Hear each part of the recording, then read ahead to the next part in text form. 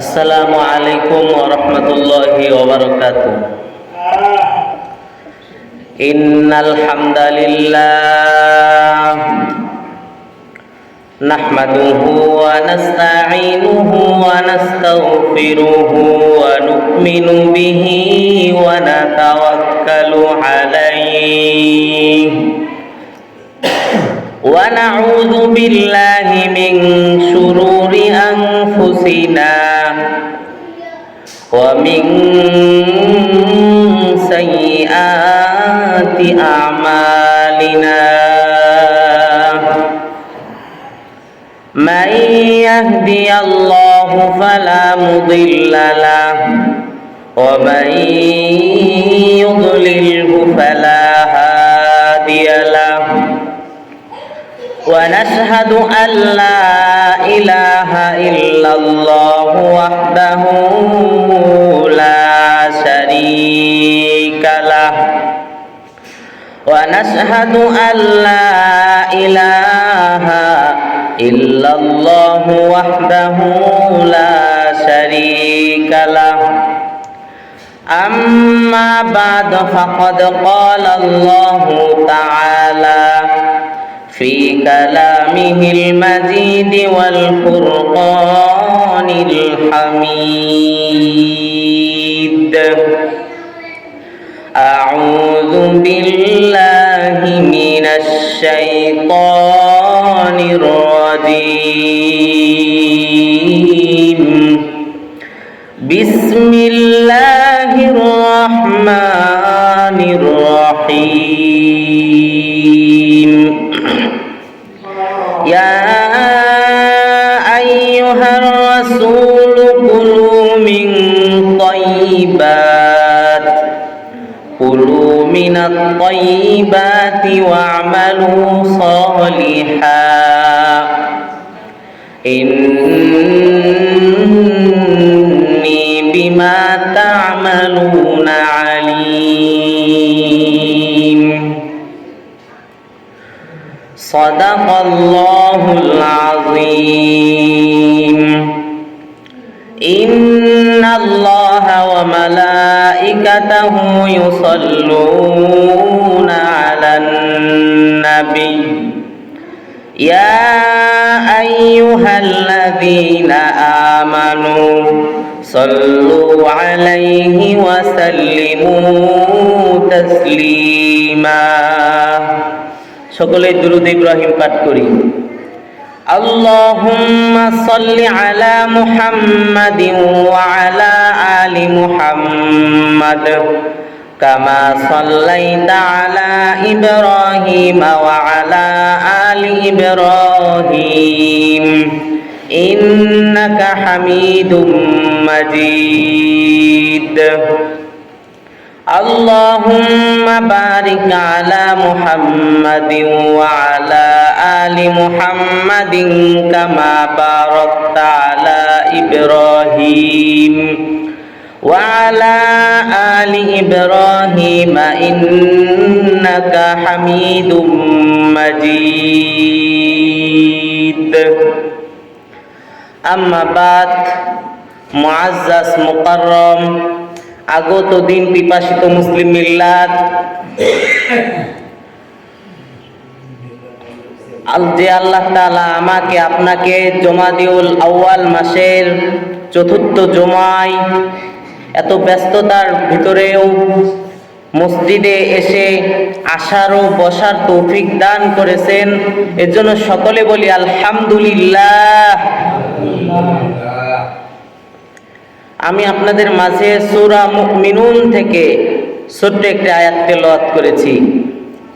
এই আয়াতের উপরে আল্লাহ তাআলা যেন আমাকে এমন কিছু কথা বলার তৌফিক দান করে যে কথার দ্বারা আমার নিজের উপকার হয় এবং আপনাদের সকলেরই উপকার হয় এবং আমাদের মহল্লার উপকার হয়, এমন কিছু কথা বলার তৌফিক দান করুক, সকলে বলি আমিন। আমরা পৃথিবীতে সবাই চাই যে আল্লাহ তাআলা আমাদেরকে ভালোবাসুক, কি চাই না আমরা? একটা সন্তান একটা পরিবারে যদি সন্তান তার পিতার কাছে ভালো হতে চায়, যে আমার পিতা আমাকে ভালোবাসুক, আমাকে আদর করুক। ওই পরিবারের ভিতরে যদি 4-5টা সন্তান থাকে, তাহলে ওই সন্তানের খুব আদবের সাথে পিতার কথা মান্য করতে হয়, যে আমার পিতা যাতে আমাকে ভালোবাসে, এই কারণে আমাকে আমার পিতার প্রত্যেকটা কথা মানতে হবে। এই পৃথিবীর ভিতরে কত শত শত কোটি মানুষ, এই মানুষের ভিতরে আমরা যদি চাই যে আল্লাহ তাআলা আমাকে ভালোবাসুক, তাহলে আমাদের প্রত্যেকেরই আল্লাহর আদেশ নিষেধ মেনে চলতে হবে। আল্লাহর আদেশ নিষেধ যদি আমরা মেনে চলতে না পারি, তাহলে আল্লাহ তাআলা আমাদেরকে কখনোই ভালোবাসবেন না। আমার আজকের আলোচনার বিষয় হালাল ও হারাম। সূরা মুমিনুনের ভিতরে আল্লাহ তাআলা জানিয়ে দিলেন, ইয়া আইয়ুহার রাসূলু কুলু মিনাত তাইয়্যিবাতি ওয়া আমালু সলিহা ইন্নী বিমা তা'মালুনা আলীম। ইয়া আইয়ুহার রাসূল, হে রাসূলগণ, কুলু মিনাত তাইয়্যিবাত, হে রাসূলগণ, তোমরা পবিত্র খাবার খাও, ওয়া আমালু সলিহা, এবং ভালো কাজ করো, ইন্নী বিমা তা'মালুনা আলীম, তোমরা যা করো আমি সবই জানি। আল্লাহ তাআলা সূরা বাকারার 172 নম্বর আয়াতের ভিতরে মানুষদেরকে লক্ষ্য করে বললেন, ঈমানদারকে লক্ষ্য করে বললেন, ইয়া আইয়ুহাল্লাযীনা আমানু কুলু মিনাত তাইয়্যিবাতি মা রাযাকাকুমুল্লাহ, হে ঈমানদারগণ, তোমরা পবিত্র বস্তু আহার করো। রসুলকেও বলেছেন আল্লাহ তাআলা পবিত্র বস্তু আহার করার জন্য, ঈমানদারকেও পবিত্র বস্তু আহার করার জন্য বলেছেন। এই দুইটা আয়াত একত্রে করে রাসূলুল্লাহ সাল্লাল্লাহু আলাইহি ওয়াসাল্লাম বুখারী শরীফের হাদিসের ভিতরে জানিয়ে দিলেন, হে মানুষেরা, নিশ্চয় আল্লাহ পবিত্র, তিনি পবিত্র, তিনি পবিত্র ছাড়া কোনো কিছুই কবুল করেন না। নিশ্চয় আল্লাহ মুমিনগণকে সেই নির্দেশ দিয়েছেন, যে নির্দেশ দিয়েছেন সে নির্দেশ নবী কারীম রাসূল সাল্লাল্লাহু আলাইহি ওয়াসাল্লামদেরকেও দিয়েছেন।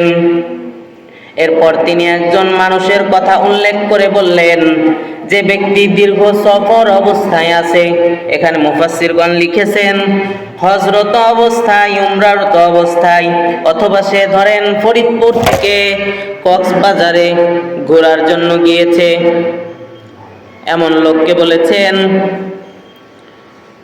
সে যদি আল্লাহ, হাদিসের ভিতরে আছে, কোন মুসাফির যদি আল্লাহ তাআলার কাছে দোয়া করে, মুসাফিরের দোয়া আল্লাহ তাআলা ফিরিয়ে দেন না, মুসাফিরের দোয়া আল্লাহ তাআলা কবুল করেন। আল্লাহর রাসূল সাল্লাল্লাহু আলাইহি ওয়াসাল্লাম বলেন, সে যদি আল্লাহ মুসাফির অবস্থায় আল্লাহর কাছে দোয়া করে, তার পোশাক যদি পবিত্র না হয়, তার খাবার যদি পবিত্র না হয়, তাহলে তার দোয়া কখনোই কবুল হওয়া সম্ভব নয়। এজন্য আমাদেরকে পবিত্র বস্তু আহার করতে হবে। আল্লাহ তাআলা কোরআনুল কারীমের ভিতরে জানিয়ে দিলেন,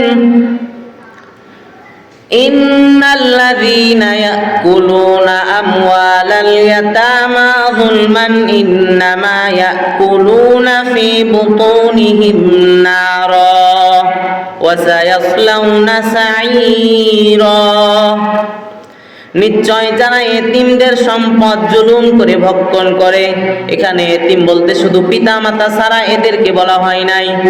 এখানে এতিম বলতে দুনিয়ার ভিতরে এমন লোক আছে যার সামর্থ্য নাই একজনের বিরুদ্ধে কথা বলার জন্য, এমন লোকদেরকে বুঝিয়েছে।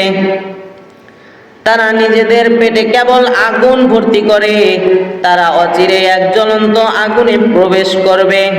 এজন্য অন্যের সম্পদ জোর করে নিয়ে যাওয়া এটাও হারাম, এই কাজ করা যাবে না। আল্লাহ তাআলা সূরা নিসার ভিতরে জানিয়ে দিলেন, ইয়া আইয়ুহাল্লাযীনা আমানু লা তাকুলু আমওয়ালাকুম বাইনাকুম বিল বাতিলি ওয়া তুদলু বিহা ইলাল হুক্কামি লিতাকুলু ফারীকাম মিন আমওয়ালিন নাস। হে মুমিনগণ, তোমরা নিজেদের মধ্যে একে অপরের অর্থ সম্পদ অন্যায়ভাবে ভক্ষণ করো না এবং তোমরা নিজেরা নিজেদের হত্যা করো না।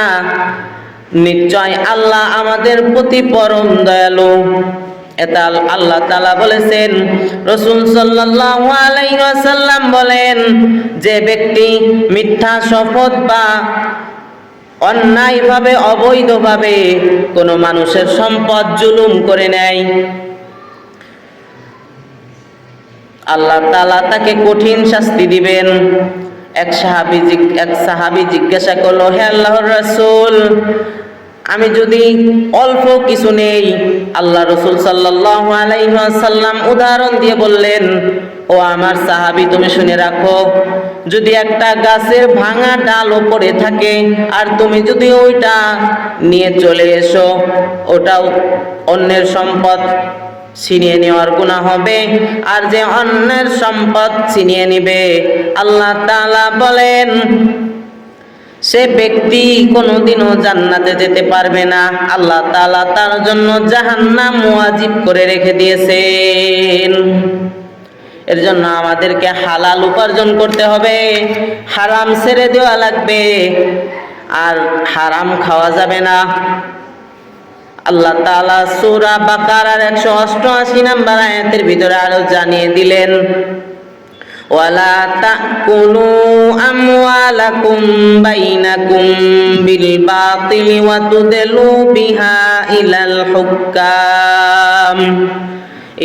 হুক্কামি লিতাকুলু ফারীকাম মিন আমওয়ালিন নাস।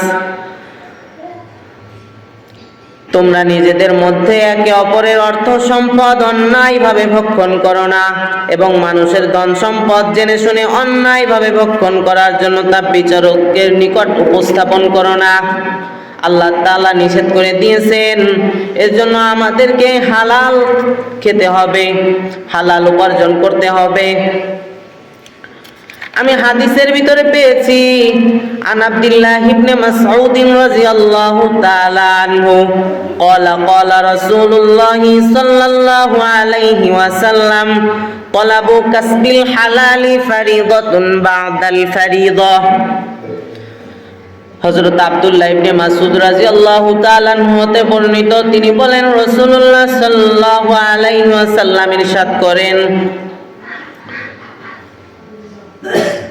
ফরজ ইবাদত আদায়ের পরেই পবিত্র বস্তু অর্জন করা, পবিত্র খাবার অর্জন করা, এটা ফরজ। এজন্য আমাদেরকে পবিত্র বস্তু আহার করতে হবে, আমাদেরকে হালাল হারাম জানতে হবে। আর এক হাদিসে আছে, আন আবি হুরায়রা রাদিয়াল্লাহু তাআলা আনহু قال رسول الله صلى الله عليه وسلم نزل القرآن على 5 أوجه حلال وحرام ومحكم ومتشابه وأمثال فأحلوا الحرام وحرموا الحرام واعملوا بالمحكم وآمنوا بالمتشابه واعتبروا بالأمثال। হযরত আবু হুরায়রা রাদিয়াল্লাহু তাআলা আনহু হতে বর্ণিত, তিনি বলেন, কুরআনুল কারীম 5টি দিক নিয়ে নাজিল হয়েছে, 5টি দিক নিয়ে অবতীর্ণ হয়েছে। 1 নাম্বার হালাল, 2 নাম্বার হারাম, 3 নাম্বার মুহকাম, 4 নাম্বার মুতাশাবিহ, 5 নাম্বার আমসাল।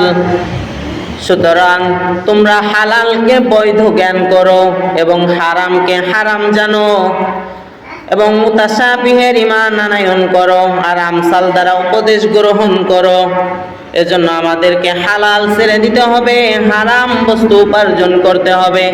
আল্লাহ তাআলা যেন আমাদের প্রত্যেককেই হারাম ছেড়ে দিয়ে হালাল বস্তু উপার্জন করার তৌফিক দান করেন। সকলে বলি আমিন।